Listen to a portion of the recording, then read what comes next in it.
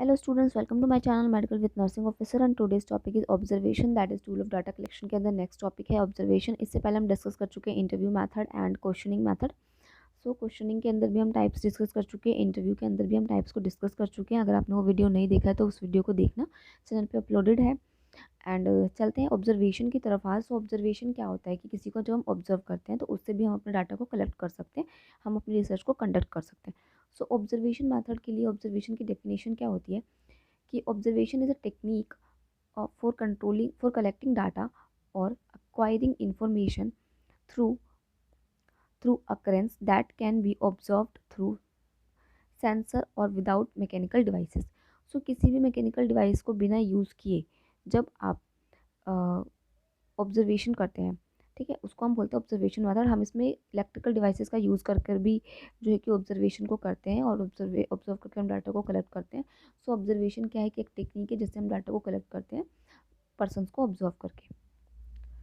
So types of observation के अंदर क्या क्या आता है? टाइप्स ऑफ ऑब्जर्वेशन के अंदर अब तक आता है structured observation, unstructured observation, participant observation और non participant observation. This four are the types of the observation. First is your structured observation. So structured observation क्या होता है कि जब रिसर्चर प्रिपेयर है structured semi structured tool in advance to observe the phenomena under study. Structured observation is guided by pre-planned structured or semi-structured instrument where the researcher observed only specific attributes or behavior in accordance with planned observation guidelines. It carried out by like tool, checklist और rating scale. So एक structured observation होता है जो वो पहले से pre prepared होता है, जिसको कि हम किसी चेकलिस्ट या रेटिंग स्केल के थ्रू हम उसको रेट कर सकते हैं। इसमें क्या होता है कि जो रिसर्चर है वो अपने सैम्पल को ऑब्जर्व करता है, ठीक है। यहाँ पर कोई रिसर्चर है, वो सैम्पल को ऑब्जर्व कर रहा है, वो एक चेकलिस्ट प्रिपेयर करता है। जो रिसर्चर है वो एक चेकलिस्ट को प्रिपेयर करता है। अगर वो किसी एक ओसीडी वाले पेशेंट को ऑब्जर्व कर रहा है, ऑब्सेसिव कंपल्सिव डिसीज जिसको है, उसको ऑब्जर्व कर रहा है, तो जब वो यहाँ पर अपने एक चेकलिस्ट प्रिपेयर करेगा पहले, तो देन चेकलिस्ट को प्रिपेयर करने के बाद या रेटिंग स्केल को प्रिपेयर करने के बाद वो क्या करेगा कि उस पर्सन को ऑब्जर्व करेगा, अपने सैम्पल्स को ऑब्जर्व करेगा। तो अगर वो सैम्पल उसी तरीके से बिहेव करते हैं जिस तरीके से मतलब उसने अपनी इसमें लिखा है, तो वो यहाँ पर टिक करता जाएगा कि हाँ इस सैम्पल ने ये पर्सन ऐसे बिहेव कर रहा है, ये पर्सन ऐसे बिहेव कर रहा है, ये पर्सन ऐसे बिहेव कर रहा है, टिक करता जाएगा और अपने डाटा को कलेक्ट करेगा। तो पहले से ये प्री प्लान्ड होता है, प्री प्रिपेयर्ड। इसमें हम चेकलिस्ट और रेटिंग स्केल्स का यूज़ करते हैं और डाटा को कलेक्ट करते हैं। नेक्स्ट इज़ योर अनस्ट्रक्चर्ड जो ऑब्जर्वेशन होता है वो। सो अनस्ट्रक्चर्ड ऑब्जर्वेशन क्या होता है कि unstructured observation is generally used in qualitative studies. So qualitative studies जो होती हैं उसमें हम अनस्ट्रक्चर्ड ऑब्जर्वेशन को यूज़ करते हैं। And where observation is made with minimally structured और researcher imposed categories and structure of the reaction is carried out by using unstructured tool, ठीक है। स्ट्रक्चर्ड टूल्स का हम यूज़ करते हुए इसको अपनी रिसर्च को करते हैं, अनस्ट्रक्चर्ड ऑब्जर्वेशन को यूज़ करते हैं। लॉग फील्ड नोटबुक होगी, फील्ड डायरी होगी, वीडियो रिकॉर्डिंग होगी। अगर आप किसी पर्सन का को ऑब्जर्व करना है, तो आप अगर अनस्ट्रक्चर्ड ऑब्जर्वेशन का यूज़ करते हैं तो उस टाइम पे अगर आपके पास वीडियो है तो आप वीडियो रिकॉर्डिंग कर सकते हैं, उसकी वीडियो रिकॉर्डिंग कर सकते हैं। वीडियो रिकॉर्डिंग को आकर के बाद में देख करके वहाँ से अपने डाटा को कलेक्ट कर सकते हैं, ठीक है। या फिर आपके पास कोई लॉग बुक है, डायरी है, तो आप उसमें नोट डाउन कर सकते हैं। फील्ड डायरी होती है उसमें नोट डाउन कर सकते हैं। सो इस तरीके से अनस्ट्रक्चर्ड ऑब्जर्वेशन होता है कि कभी भी आप उसको ऑब्जर्व कर सकते हैं और कोई चेकलिस्ट नहीं है, कोई प्रिपेयर्ड नहीं है, कोई लिमिटेड क्वेश्चंस नहीं है आपके पास। अनलिमिटेडली आप उसको मतलब कि अपने हिसाब से ऑब्जर्व कर सकते हैं और उसको अपना उसके जो बिहेवियर है उसको डायरी में लिख सकते हैं, जो भी उनका एक्सप्लेनेशन है उसको डायरी में लिख सकते हैं। वीडियो रिकॉर्डिंग कर सकते हैं, इंटरव्यू में जैसे वीडियो रिकॉर्डिंग होती है उस तरीके से आप वीडियो रिकॉर्डिंग कर सकते हैं। फिर आप वहाँ बाद में वीडियो को सुन करके डाटा को कलेक्ट कर सकते हैं। सो ये होता है unstructured observation. Next is your participant observation. Participant observation से जैसे कि पता चल रहा है कि historically field and graphical researchers have been associated most strongly with participant observation where of several male live or work in field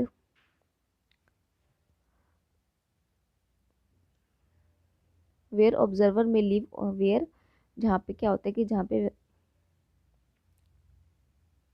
where observer, ठीक है, observer may live or work in field and actively participate in the ongoing activity for an expected period of addition of server become the accepted member of the group during participatory observation on structured tools and used data collection.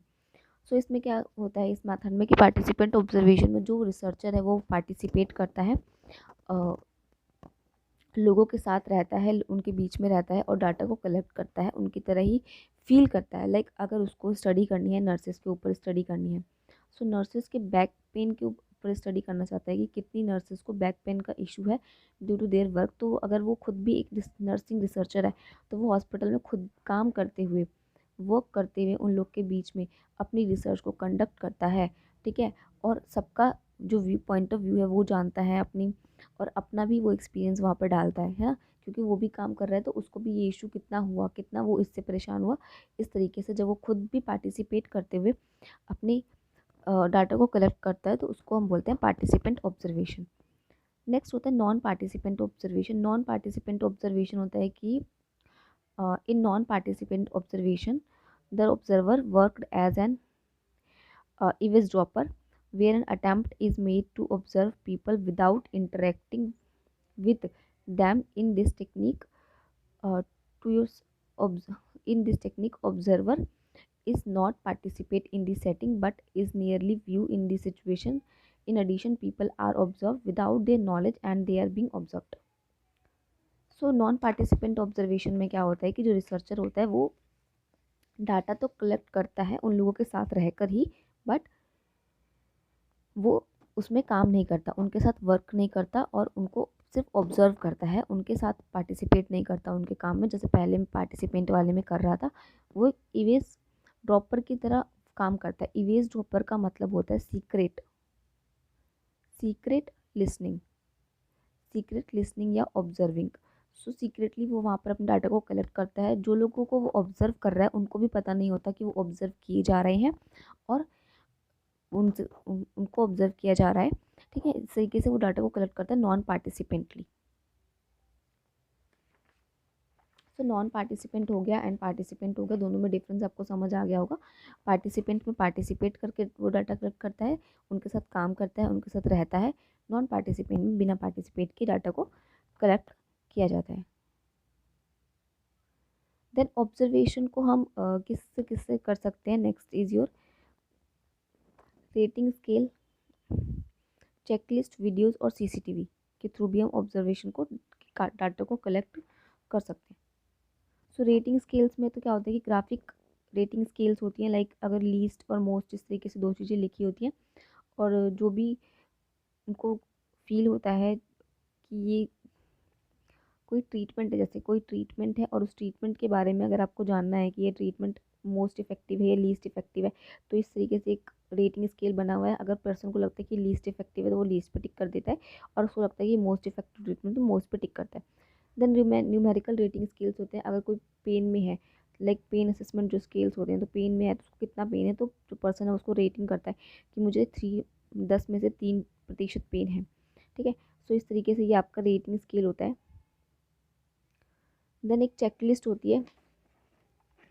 Checklist के अंदर क्या होता है कि एक pre prepared हमारा table prepare होता है जिसमें कि आप रिमार्क्स यस या नो देख सकते हैं, यहाँ पर टिक करना होता है। लाइक अगर कोई स्टूडेंट है वो कोई वर्क कर रहा है और उसको ऑब्जर्व कर रहा है, उसका जो प्रैक्टिकल एग्जामिनर है वो उसको ऑब्जर्व कर रहा है, तो वो इन सब चीज़ों को देखता है और उसको रिमार्क्स देता है।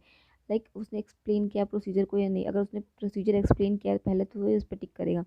अगर उसने डाटा जो भी इक्विपमेंट है उसने उसको कलेक्ट करा, देन येस पे टिक करेगा। तो इस तरीके से हैंड वॉश किए या नहीं किए, अगर नहीं किए तो नो पे टिक करेगा। Maintain aseptic technique, yes. Remove dressing, yes. तो इस तरीके से वो सब पे टिक करता है, जो काम नहीं करा जा रहा उस पर टिक करेगा।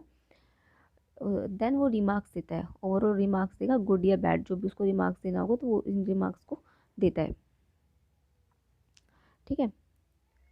सो इस तरीके से जो है चेकलिस्ट का यूज़ किया जाता है ऑब्जर्वेशन के लिए, ऑब्जर्वेशन टूल में। So this is all about the observation technique and tool of the data collection. I hope आपको लेक्चर समझ आया होगा। If you understand this please subscribe to my channel and तब तक के लिए थैंक यू फॉर वॉचिंग।